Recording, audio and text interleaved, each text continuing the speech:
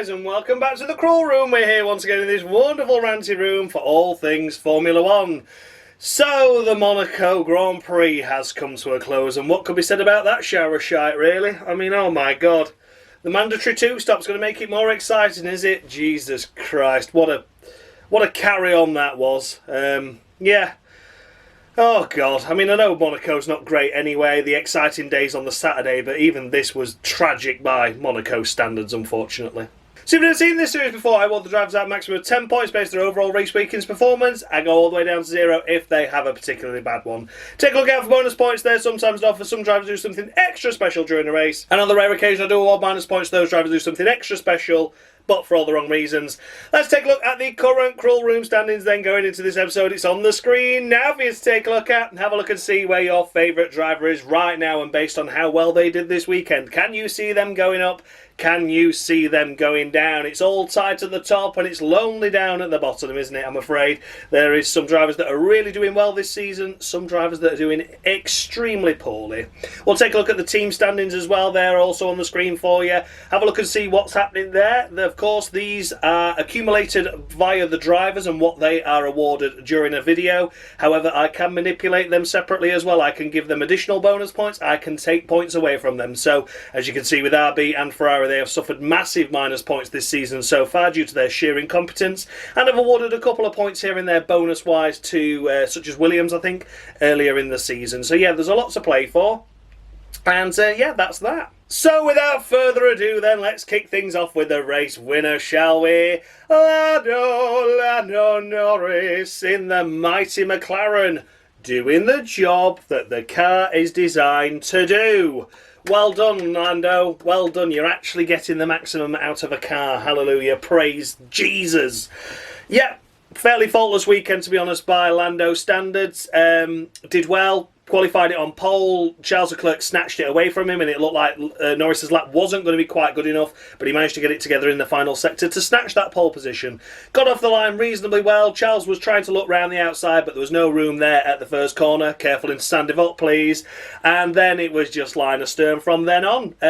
Max Verstappen, who'd not done his two stops, was then trying to play the game of bunching Norris into the back of Leclerc, who was then hopeful that Leclerc could have a lunge, and that didn't work out, but Norris kept his cool in that situation, saying, look guys, he's really slow.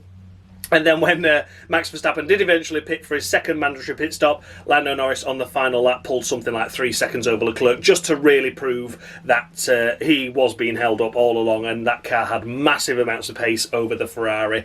So yeah, solid weekend overall by Lando Norris. It's going to be 9 points. 9 points for me for Lando Norris. Not discredited him at all really this weekend. An almost perfect, near flawless weekend. And yeah, I don't think there's anything more that can be said about that. Good job, pole position, won the race, and got fastest lap on the last lap of the race as well. I just think there was drivers further down the field in the slower teams that did some really exceptional things, and I think they deserve praising that little bit more. That's the only reason why Lando doesn't get a perfect 10. But yeah, perfect 9 to Lando. It's a really good score. Don't fucking hate me for it, Jesus Christ. But yeah, really good effort. Well done, Lando. 9 points to you. Second place, we come to Sha La La. Oh, sacre bleu, sha la la la la. P2 on the grid, fantastic effort.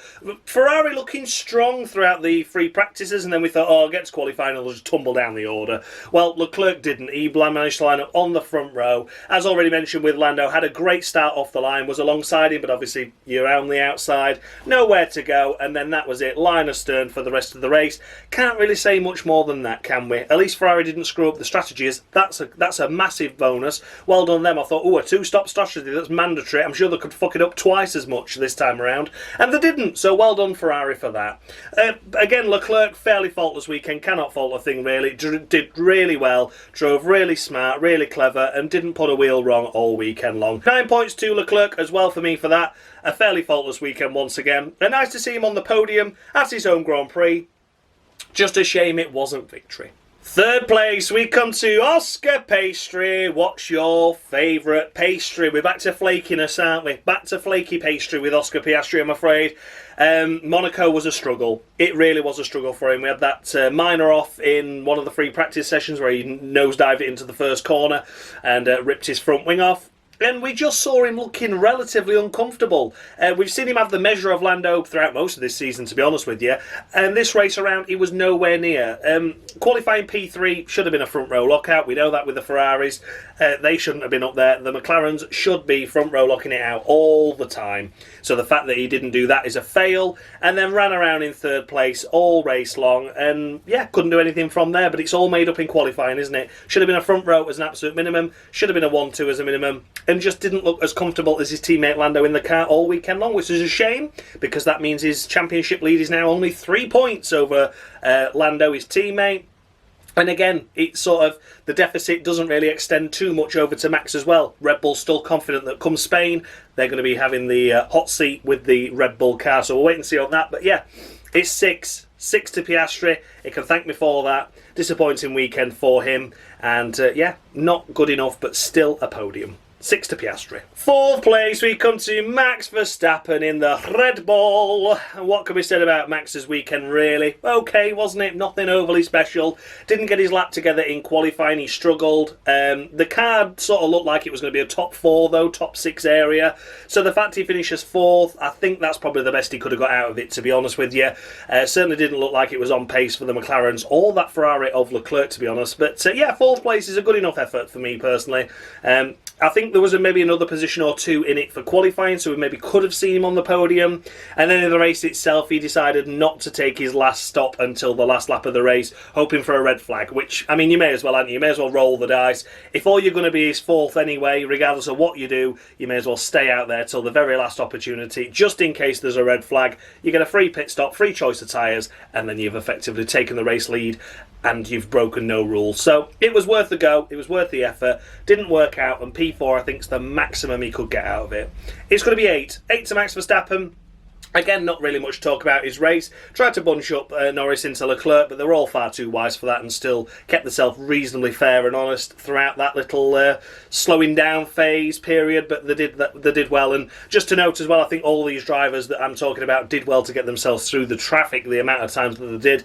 That was caused by the chaos of the split strategies and teammates slowing down and things, which we'll come to in a moment. But yeah, it's 8 to Max Verstappen. Don't think could have really done much more this weekend. Maybe another position in qualifying, though, would have helped him secure a podium potentially, especially with Oscar looking a little bit rusty compared to Lando. But yeah, other than that, fair enough. Good race. 5th place, we come to Lewis Hamilton in the Ferrari, the second of the Ferraris, and very much the second driver once again this weekend for that Ferrari team. Unfortunately, he got a 3-place grid drop in qualifying due to no fault of his own. He was told that Max is coming, oh, it's okay, he's slowed down, you don't need to worry about him. Max was still very much on a hot lap, and that was a shame. There was a 3-place grid drop there that was needless, and that was Ferrari's fault. Telling Hamilton totally wrong information.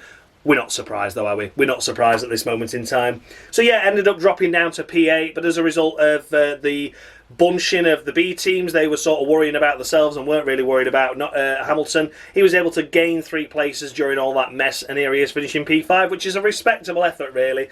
Had a crash in FP3, which was unfortunate.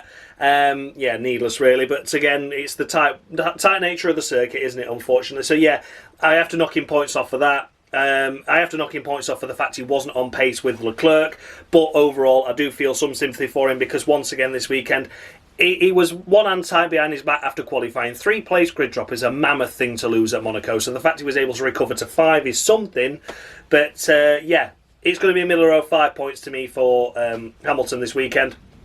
It's not of the week worthy. There's certain drivers that certainly deserve of the weeks. But yeah, Hamilton, another frustrating weekend for Ferrari and for himself. It's just not coming together really, is it? And that's a great shame. 5 to Lewis Hamilton. Finishing in 6th place, we come to Isaac Hadj. I'm David Croft and I'm a fucking knob. That's right, it is Isaac Hadjar. That's how you say it, David. Harry Benjamin last time out had no problem in saying it, but you fucking sponge, I just don't understand how he manages to maintain this job. How has he had it? How did he ever get it in the first place, let alone hold on to it for 14 fucking years? What a just unbelievable. David Croft, fuck off. Seriously pissing me off. But One driver that didn't piss me off this weekend was Isaac Hadj, because he was unbelievable. Unbelievable. What a qualifying effort. What a race result. Unbelievable. P6 here in the Visa Cash App Maxi Tampon RB. Buy one, get one free. Don't forget your Alpha Tauri, your Toro Rosso, your Minardi. Incredible. Incredible effort for that squad to secure P6. Yeah, Liam Lawson helped him out by bunching the pack up so he got free pit stops, but other teams were doing that as well, and he put himself in that position, got himself qualified inside the top 6, and finished here in 6th place. Absolutely stunning stuff. Fending off the likes of Fernando Alonso, fighting with the likes of Lewis Hamilton in a Ferrari. What an incredible effort. Really, really fair play. It's got to be a perfect 10, hasn't it? There was nothing at all that went wrong this weekend for Isaac Hadjar, and we're impressed by an RB finishing P6. But had they got their act together earlier in the season without the shit pit stop strategies, screwing over in particular Yuki Tsunoda at the likes of Australia, they could have already had some massive results. But this is their biggest result this season so far, and I think this is justice of where the car should be. I think earlier on they've just screwed themselves over. But yeah, Isaac Hadjar, no discredit to him at all whatsoever. He has had fantastic run so far. Picked up a couple of points last time out. Picks up a big haul of points here as well, and a fantastic team effort between the two drivers to secure the best result possible of P6 for Isaac. It is a perfect 10 to Isaac Hadjar. 7th place, we come to Esty Bestie Ocon. Esty Bestie to you. Ain't like Esty Bestie Ocon.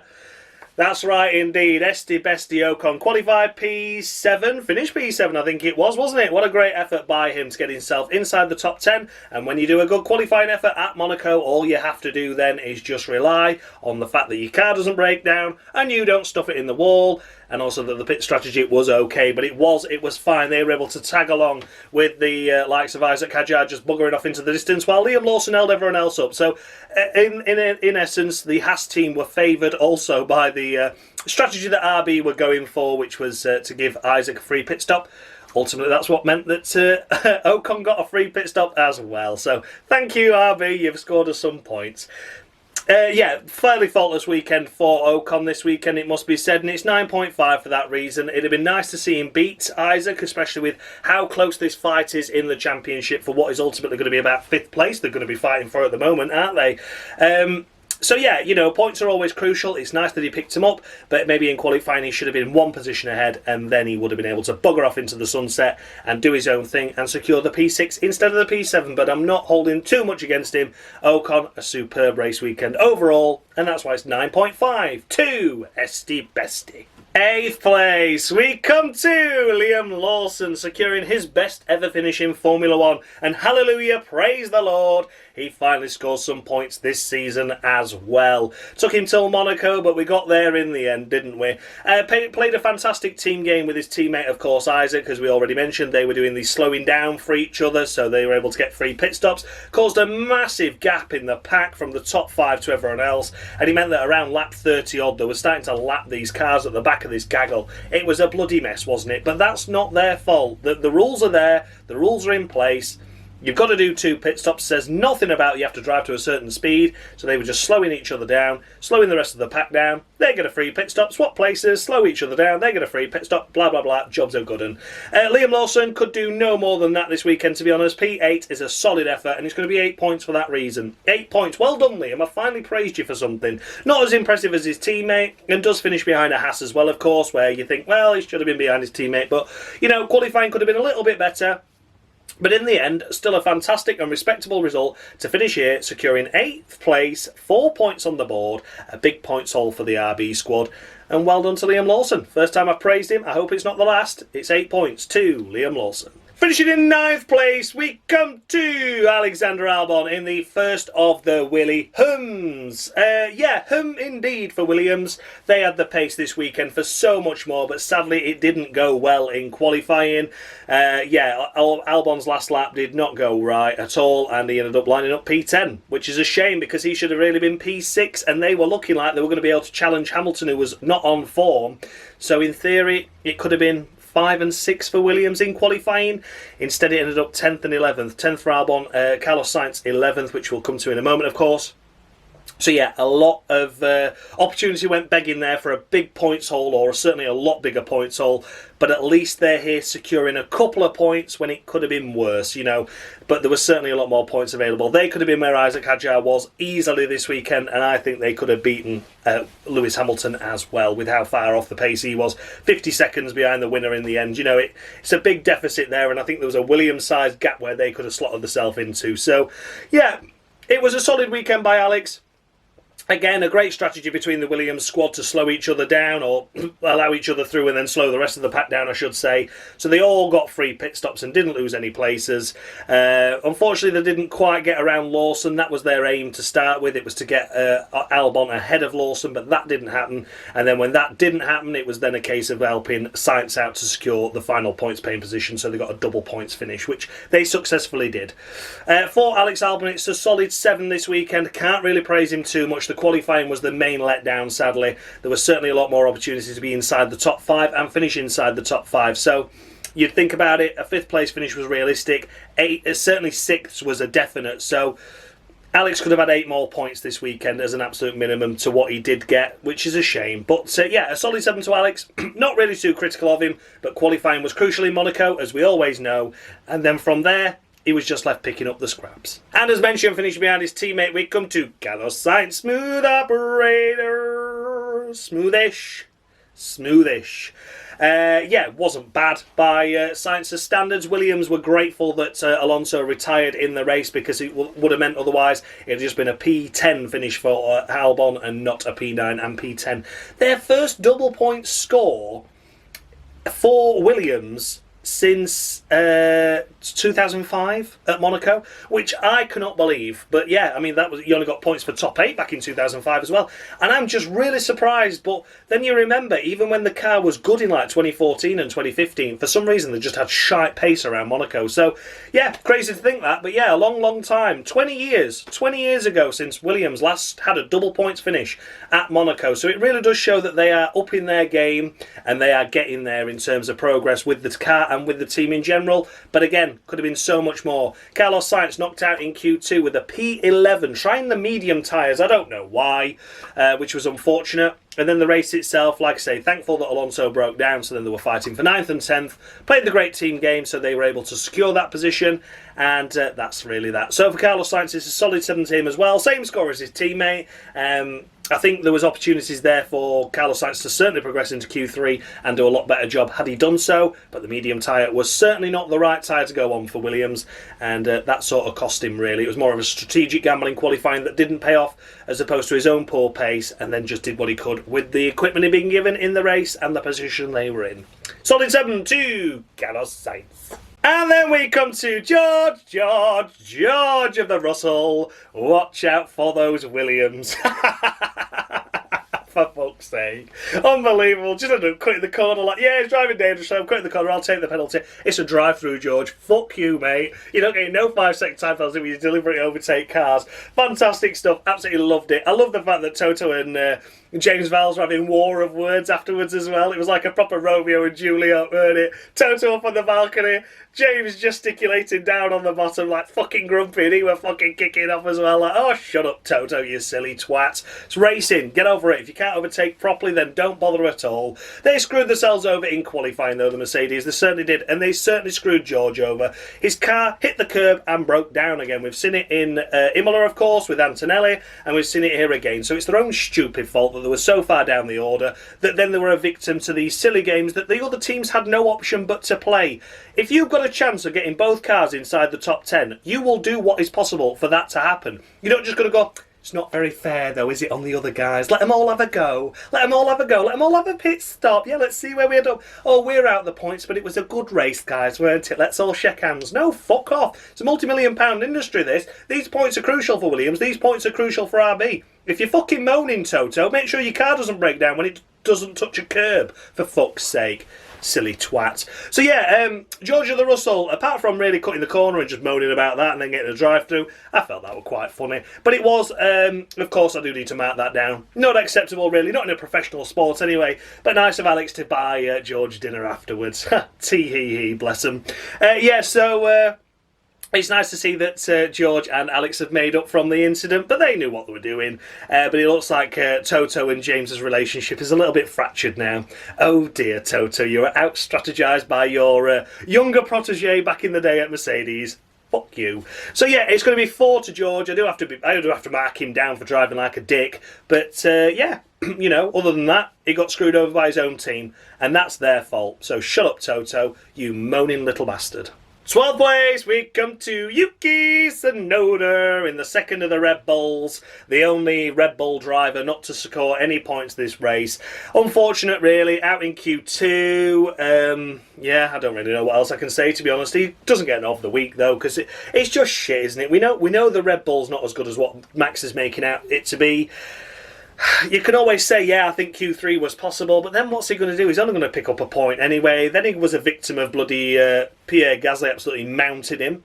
That was unwarranted and uncalled for, and he certainly didn't consent to that. So that damaged the rear wing, I'm sure, and certainly would have damaged the car in some way, and then was caught up in all the bloody shenanigans that were happening ahead. So there was no opportunity from there anyway to do anything. So it's 2 points to Yuki, and he can thank me for him. He's lucky he doesn't get an of the week, but I think there's more deserving drivers.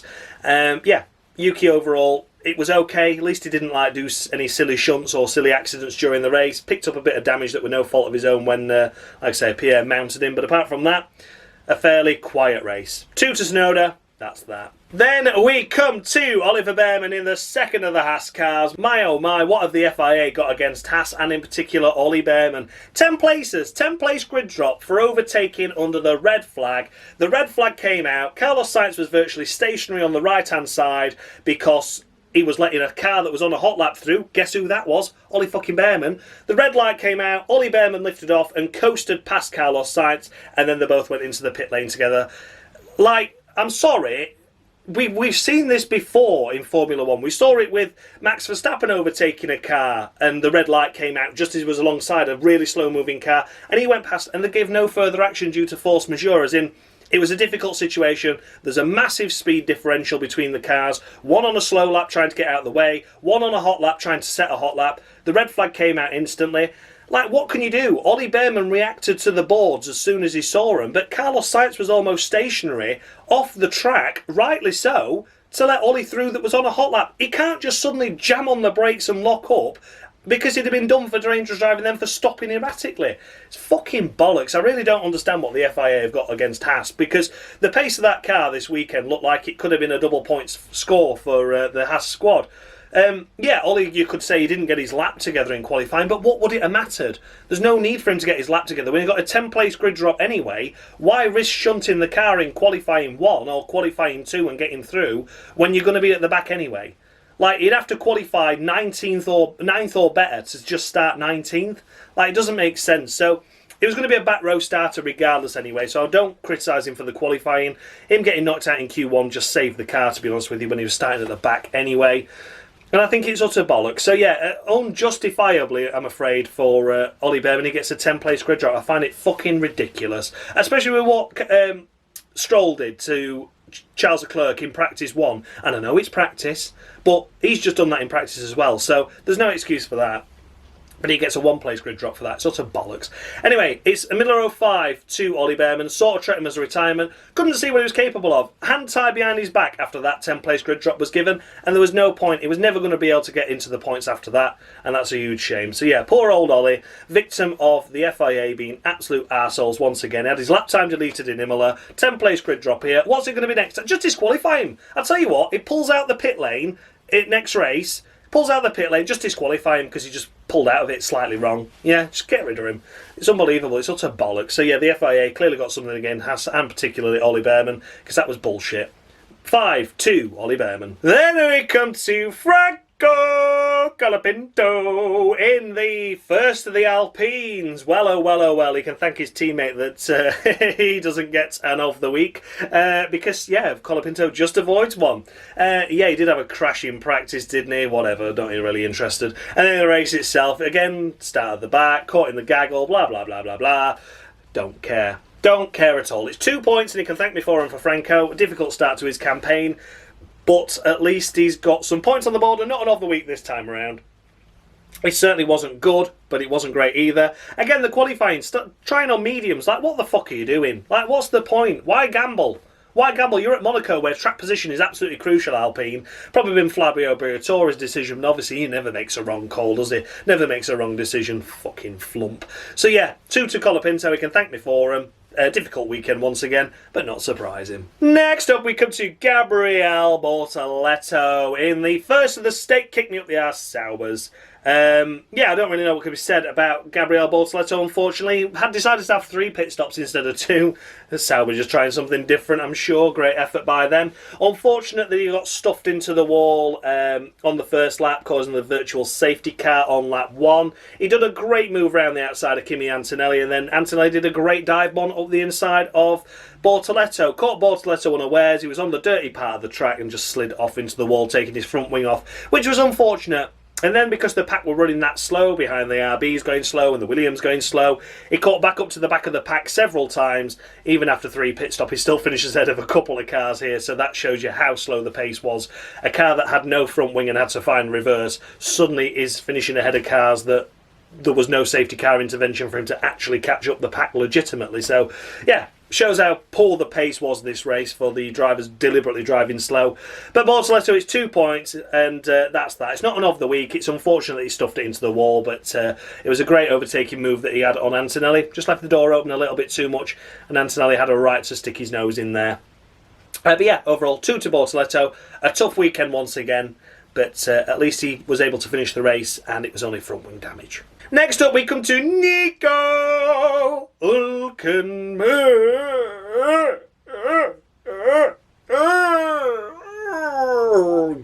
Oh, needed that in the second of the State Kick Me Up the Arse Saubers. Great effort by Nico this weekend. Qualified himself in, unlucky for some, P13, I think it was, wasn't it? So a good effort in that sense. Shame it wasn't a couple more positions up, and then was affected by the gaggle. That's all I can say from there. They didn't pit him immediately on lap 1, and a lot of other cars did, and then all the shenanigans came in with the RBs and the Williams, and all the other ones that had already stopped then caught him up, and then he was just untied behind his back. Again, points wouldn't have been possible, but it would have been nice to see him a couple of more positions ahead. But it shows you, doesn't it, how bad the weekend was and how slow the pace was when Bortoleto does 3 stops and finishes ahead of his teammate that only had 1.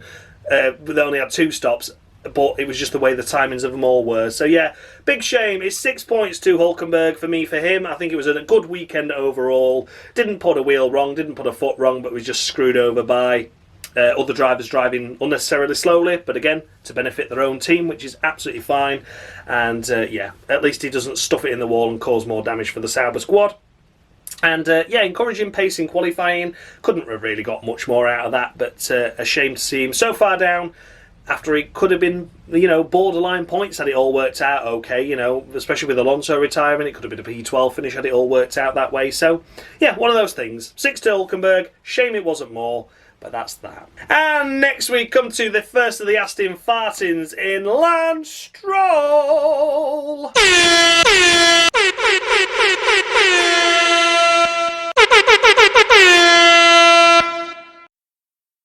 Big, huge, enormous, massive. That's just some words people use to describe me. Sadly, not my penis, but accidents in Formula 1. I didn't do things by half. And there we have it. Luciano Berti of the week to Lance Stroll. And yeah, he did have an impressive overtake round the outside of one of the Saubers around to back. And that was a good move. But apart from that, it was always going to be an of the week the moment he did that to Charles Leclerc in free practice 1. 7 minutes into the Monaco weekend, he was guaranteed an of the week no matter what he did, because how fucking thick was that? He lets one car through and he's like, I'm just going to take me normal racing life, thanks, I can't see this Ferrari. Bang! What a fucking idiot. So yeah, I'm afraid, you know, Lance Stroll once again proving to be an absolute master around the streets of Monaco with that absolutely impeccable performance. Out in Q1 again as well, while his teammate was up there in Q3, impeded a car in qualifying as well. Got a 1-place grid drop for that incident with Charles Leclerc. 1 place. 1 place, but yet Ollie Behrman gets 10 for what he did. Think about that. It's fucking bollocks, isn't it? So yeah, nearly killing a car. I mean, you know, had Leclerc been going a little bit faster, or had that incident happened a little bit sooner, and Leclerc was, you know, not on the brakes as soon as he was, that could have easily been an airborne accident. It could have took out marshals, because they're all standing there on that hairpin. It's fucking dangerous. It really is. So yeah, it is an of the week to Lance Stroll. I don't care that he had an impressive overtake in the race. He was getting an of the week the moment that happened. 7 minutes into the session. What a fucking flump. So yeah, of the week to Lance Stroll. And once again, the Master of Monaco strikes again. And last of the finishers, we come to Andrea Kimi Antonelli.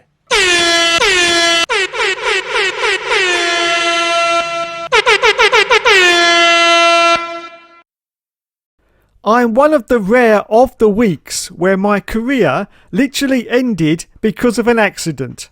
At Spa in 2001, I tried to mate my Prost with a Jaguar. Sadly, it ended badly and I ended up sending myself into the tyre wall at 180 miles per hour. Ouch. And there we have it. Luciano Berti of the week to Kimi Antonelli for his crash in qualifying. Cost himself any chance or opportunity of points from there on. And it has to be on him, I'm afraid. You know, I know he's a rookie. I know we're only 8 races into the season. But he's a young protege that's apparently going to be the next Ayrton Senna. Ayrton Senna didn't go doing that very often, did he? So yeah, a shame really to see him clip the wall and stuff it into the barrier. He got through into Q2, but then obviously the car was too badly damaged to take part in it and was stuffed in the wall. So yeah, big shame for Andrea, and he has to be an of the week for that reason, particularly when Russell broke down in Q2 as well. You're just like, wow, double whammy for the Mercedes squad. Put on a compromise strategy, which is why he's the last of the finishers. Didn't take any of his stops until like 10 laps left of the race or something daft, and then took both of them in succession. So whatever. Yeah, Mercedes put him on a hide into nowhere there, I'm afraid. But even so, points were never going to be possible when they got stuck behind the RBs and Williams, cars that they really should have been ahead of, but weren't. Particularly Andrea Kimi Antonelli, of course. That crashing qualifying cost him any chance, or the team any chance of points as well. So big shame, and an of the week to Andrea Kimi Antonelli. Then we come to the DNFers. So the first that I talk about on this list was the last to retire in the race, of course. Only 2 of them, surprising for Monaco, and this one was an engine failure. It is, of course, Fernando Alonso. He said at Imola, I am the unluckiest driver in Formula 1, and that goes to show once again, sadly. Driving round in 7th place, looking to secure his first points of the season for the Aston Martin squad. He's had a rough run, he's had a rough ride. Imola should have been points, should have been potential points at Australia before he binned it. There was opportunities gone begging quite often this season, but this time it finally looked like a circuit where no one can overtake. He's qualified inside the top 10, he's going to get points. Oh no, the car lets him down this time. Parks up safely at the final corner, so didn't cause a virtual safety car or full safety car. That was smart driving by Fernando, that proving his experience in Formula 1 and knowing where all the escape roads are over there all this time. Yeah, unfortunately though, for Fernando Alonso, for any retirement I can only score them a maximum of 5 points, and that's exactly what I'm giving Alonso this time around. 5 points to Alonso. What a shame to see him out when it was easily going to be a P7 finish. You know, such a shame, such a disappointment, and yeah, I hope next race, next time out, he comes back stronger. But yeah, big shame. Yeah, I don't really know what else I can say. He could say he just confirmed it all. Unluckiest driver in Formula 1 right now. And 5 points, which is the maximum I can score of retirement, to Fernando Alonso. And then last but by no means least, we come to the second of the Alpines in Pierre Gasly.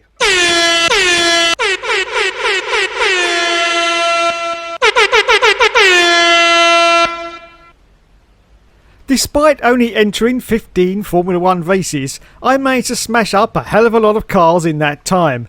Just search my name on YouTube to find them all. Trust me, there's several. And there we have it, Luciano Berti of the week to Pierre Gasly for getting his braking all wrong into the swimming pool chicane, or sorry, the Tapak chicane, wasn't it? And absolutely ruining himself on the back of Yuki Tsunoda.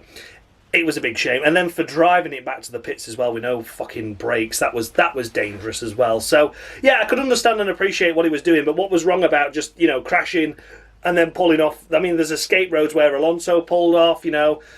I could appreciate he didn't want to cause any inconvenience to the other drivers by getting a virtual safety car or a safety car, but when your car's got no brakes and you can't stop in the pit lane because you've ripped a wheel off it, that's dangerous. There's a lot of people in that pit lane, Gasly. So yeah, he's getting an of the week for the fact that he had the shunt, but it's also an of the week compounded by the fact that he drove into the pit lane with a car that had no brakes.